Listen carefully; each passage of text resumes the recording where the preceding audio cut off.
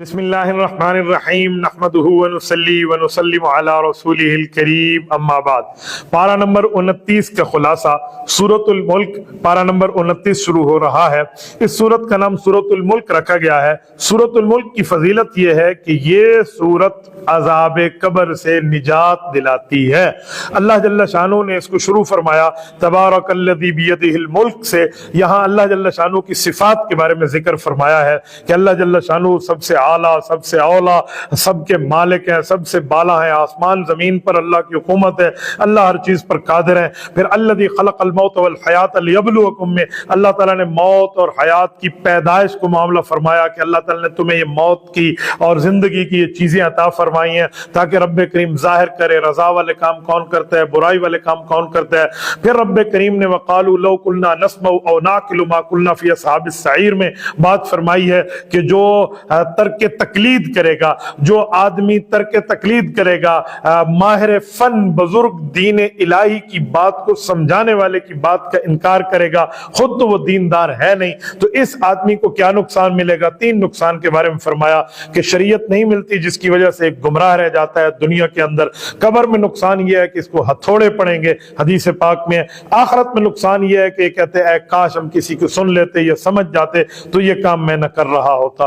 اس کے بعد قل ارائیتم ان اہلکنی اللہ میں اللہ رب العزت نے کفار مکہ کے بارے میں ایک بات ارشاد فرمائی ہے کہ مخالفت کی وجہ سے کہا کرتے تھے کہ جب محمد صلی اللہ علیہ وسلم فوت ہو جائیں گے تو ان کا دین ختم ہو جائے گا، تو نبی پاک کی موت کا انتظار کرتے تھے۔ انہیں بتایا جا رہا ہے تمہاری حماقت ہے، بے وقوفی ہے، رسول اللہ صلی اللہ علیہ وسلم کو رب نے صحابہ دیے ہیں، اللہ جل شانہ ان کو وفات دے گا تو اللہ ان کی حالت پر رحم فرمائے گا، انہیں فتح عطا فرمائے گا، تمہیں دونوں صورتوں میں کوئی فائدہ نہیں ہے، ان کا دین ہمیشہ چلتا رہے گا۔ اس کے بعد سورۃ القلم ہے۔ سورۃ القلم میں اللہ نے قلم کا ذکر فرمایا ہے، نون والقلم وما یسطرون۔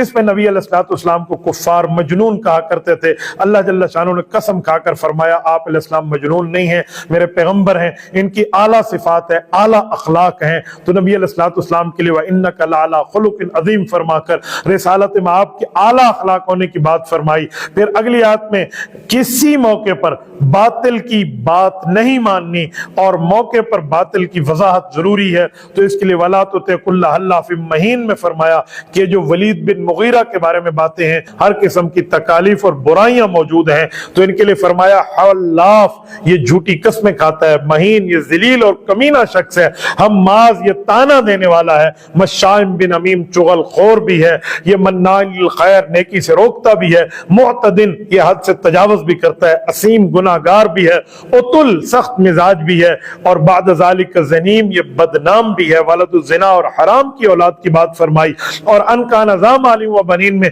سرکشی کی ایک وجہ بیان فرمائی کہ اس کے پاس مال اور اولاد زیادہ ہے، تو اس طرح رسول اللہ کے دشمن کو رب کریم نے لوگوں کے سامنے اس کو آشکارا کر دیا۔ اور پھر ایک باغ والوں کا واقعہ انا بلوناہم کما بلونا اصحاب الجنہ میں ایک واقعہ ارشاد فرمایا کہ باغ والوں کا واقعہ ہے، پھر کفار کو تنبیہ کی گئی ہے کہ اللہ جل شانہ مال اس لیے نہیں نوازتا کہ تم تکبر کرنے لگ جاؤ، بلکہ مال اسی لیے اللہ جل شانہ عطا فرماتا ہے کہ اس کو اللہ کے راستے میں لگا کر آپ اپنی آخرت کی درستگی کر لیں۔ وَإِن يَكَادُ الَّذِينَ كَفَرُوا کی آیت میں رسالت مآب علیہ الصلوۃ والسلام کی حفاظت کو ذکر کیا گیا ہے کہ نبی پاک صلی اللہ علیہ وسلم کی حفاظت ہے۔ پھر کافروں کو اللہ جل شانہ نے نصیحت فرمائی ہے، فرمایا کہ تم نبی کو ایسے گھور کے دیکھتے ہو جیسے ایسے کر کے، تو یہ تو تمہاری آنکھیں رب پھسلا دیں، یہ راہ حق سے تمہیں ہٹانے کے لیے اس طرح کے معاملات کر رہے ہیں۔ یہاں کافروں کو اللہ جل شانہ نے جو فرمایا ہے کہ ان کافروں کو نصیحت کی جا رہی ہوتی ہے کہ یہ نبی پاک کو ایسے گھور کے دیکھتے ہیں جیسے اپنی آنکھوں سے پھسلا دیں، راہ حق سے ہٹا دیں۔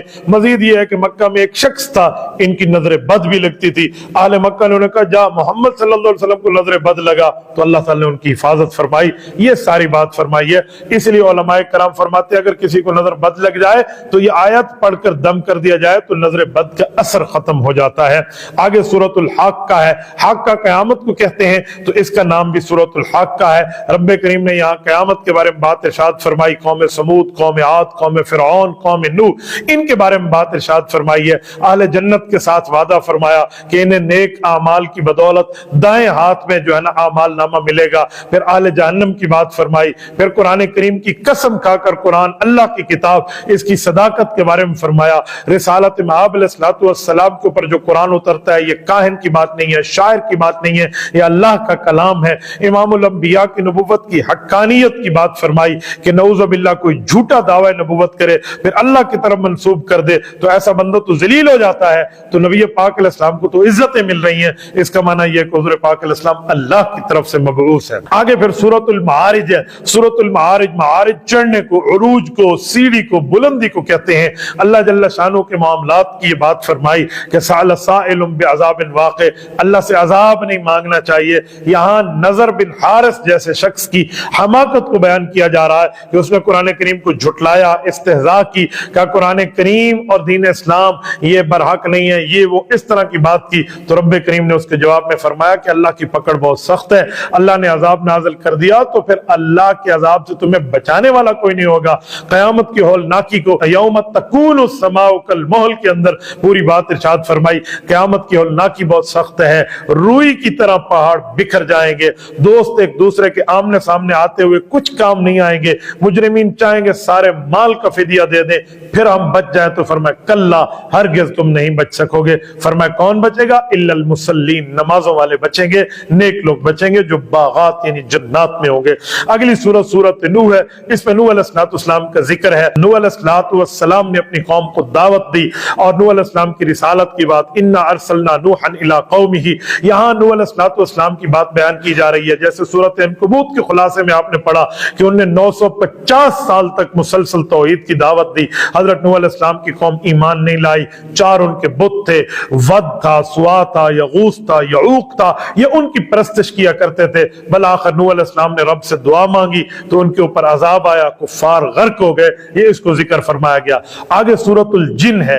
سورۃ الجن میں نبی علیہ السلام سے جنات نے کلام سنا۔ سورۃ الجاثیہ کے اندر اس کی تفصیل آپ کی خدمت میں عرض کی جا چکی ہے۔ قل اوحی الی انہ استمع نفر من الجن، یہ اس کو بتایا گیا۔ پھر آگے عالم الغیب فلا یظہر علی غیبہ احدا میں علم غیب کو اللہ جل شانہ کا خاصہ بتایا گیا۔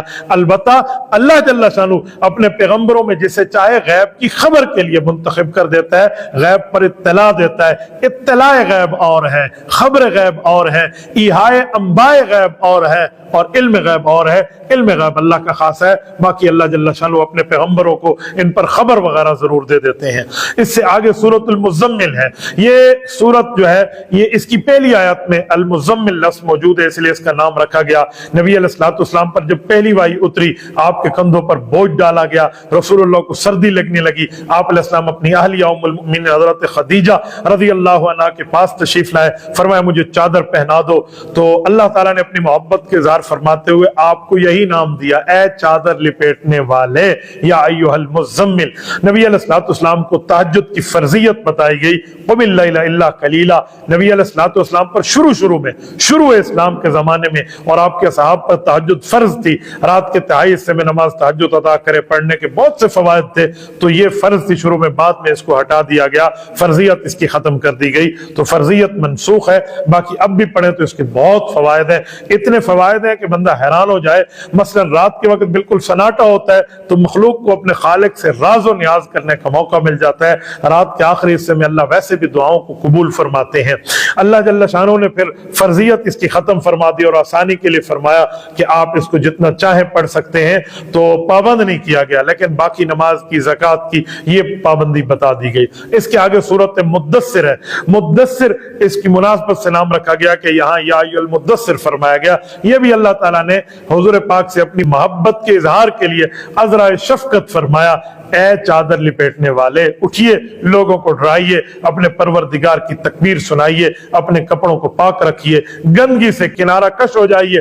نبی پاک کی 2 مشہور صفتیں نذیر اور بشیر یہاں پر بیان ہوئی ہیں، اور رسالت مآب علیہ السلام کے بارے میں کیونکہ بالکل ابتدائی زمانہ تھا اور مسلمانوں کی تعداد بہت کم تھی، کافر زیادہ تھے، اس لیے صفت نذیر کا ذکر فرمایا۔ یہاں گندگی سے مراد بتوں کی گندگی ہے، یعنی بتوں کے معاملات سے اپنے آپ کو بچائیے۔ کفار کی آزمائش کے لیے فرمایا کہ جہنم کے نگران فرشتوں کی تعداد 19 ہے۔ اس کے تعداد بتانے میں کافروں کا امتحان ہے، کوئی اس کو مانتے ہیں مذاق اڑاتے ہیں، بجائے ماننے کی اس نے کہا 17 سے تو میں نمٹ لوں گا، باقی 2 سے تو نمٹ لینا۔ تو انہیں جواب دیا گیا کہ یہ فرشتے ہیں، تمہاری جرت نہیں ہے کہ تم ان سے مقابلہ کر سکو۔ اس کی اگلی آیت کے اندر ما سلککم فی سقر میں جہنم جانے کی وجہ بیان کی گئی ہے کہ جب اہل جنت جنت میں جائیں گے، مجرمین جہنم میں ہوں گے، تو مجرمین سے پوچھیں گے تمہیں کس چیز کی وجہ سے جہنم میں آنا پڑا؟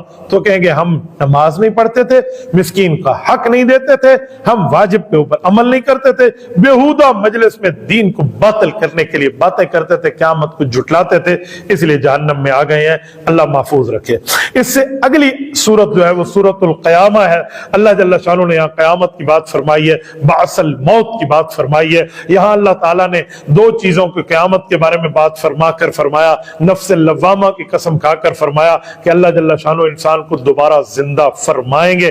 نفس لوامہ انسان کی طبیعت میں ایسے مادے کو کہتے ہیں جو انسان کو برائی کرنے پر ملامت کرتا رہتا ہے کہ تو نے غلط کیا توبہ کر لے۔ تو پھر آگے لا تحرک بھی لسانک لتعجل به میں رب کریم نے قرآن کے الفاظ اور معنی کے محفوظ رہنے کی بات فرمائی۔ نبی پاک علیہ السلام حضرت جبرائیل کے پڑھنے کے ساتھ جلدی جلدی پڑھنے لگ جاتے تھے، تو اللہ جل شانہ نے تسلی دیتے ارشاد فرمایا محبوبم آپ کے اوپر نازل ہونے والے قرآن کو پڑھوانا اور پہنچانا ہماری ذمہ داری ہے۔ پھر دیدار خداوندی کی بات فرمائی کہ قیامت میں اللہ جل شانہ کو دیدار ہوگا تو وجوہ یومئذ ناظرہ الی ربہا ناظرہ، یہاں پر فرمایا کہ چہرے تر و تازہ ہوں گے، اپنے رب کا دیدار کریں گے۔ اللہ جل شانہ ہمیں اس نعمت میں شامل فرما دے۔ پھر الم یک نطفۃ من منی یمنی میں انسان کے تخلیقی مراحل کو ذکر فرمایا گیا کہ انسان کے تخلیقی مراحل کیسے ہوئے ہیں۔ انسان کو اپنی تخلیق پر غور کرنا چاہیے کہ ایک پانی کے قطرے سے اس کی تخلیق ہوئی ہے، تو پھر اکڑ کیوں کر رہا ہے، تکبر کیوں کر رہا ہے۔ آگے سورۃ الدہر ہے، اسے سورۃ الانسان بھی کہتے ہیں، دہر زمانے کو کہتے ہیں، یہاں زمانے کا نام ہے تو اس لیے اس کا ذکر آیا۔ انسانی تخلیق کا مقصد بتایا، هل اتى على الانسان حين من الدهر کے اندر انسان کی حیثیت بتائی گئی۔ قابل ذکر انسان چیز نہیں تھا کیونکہ یہ تو پانی کی بوند سے پیدا ہوا، پھر اللہ جل شانہ نے اس کو سننے کے لیے کان دیے، دیکھنے کے لیے آنکھیں دی، راستہ دکھایا، پھر یہ تمام مقصد بیان کر کے اللہ جل شانہ نے اس کی جنت کی نعمتوں کا ذکر کیا۔ پھر قرآن کے لیے بطور نصیحت ان هذه تذکرہ فمن شاء اتخذ الى ربه سبیلا کہہ کر یہ فرمایا کہ قرآن کو اللہ نے نصیحت کے لیے بنایا ہے، انسان کو کوشش کرنی چاہیے اس پر محنت کرے، پھر اللہ ہدایت بھی دیتے ہیں۔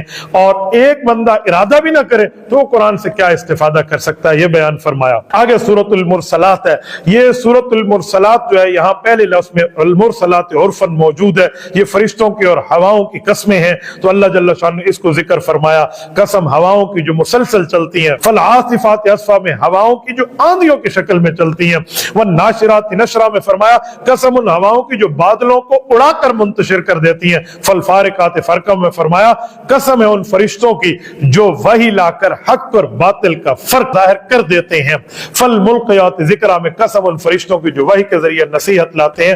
قرآنی اسلوب کے مطابق اللہ جل شانہ جب کسی چیز کی قسم کھاتے ہیں تو دلیل ہوتی ہے کہ بعض مذکورہ چیز کو یہاں پر وہ قیامت کے دن کی وقوع کی بات، تو اس کا وقوع دیا گیا تو قیامت کے وقوع بتایا گیا، یہ ایک قسموں کا ذکر ہے۔ دیکھو فرشتوں کی بھی کیا قسمت اور کیا مقام ہے، رب کریم نے ان کی قسم کھائی ہے، اللہ اکبر کبیرہ۔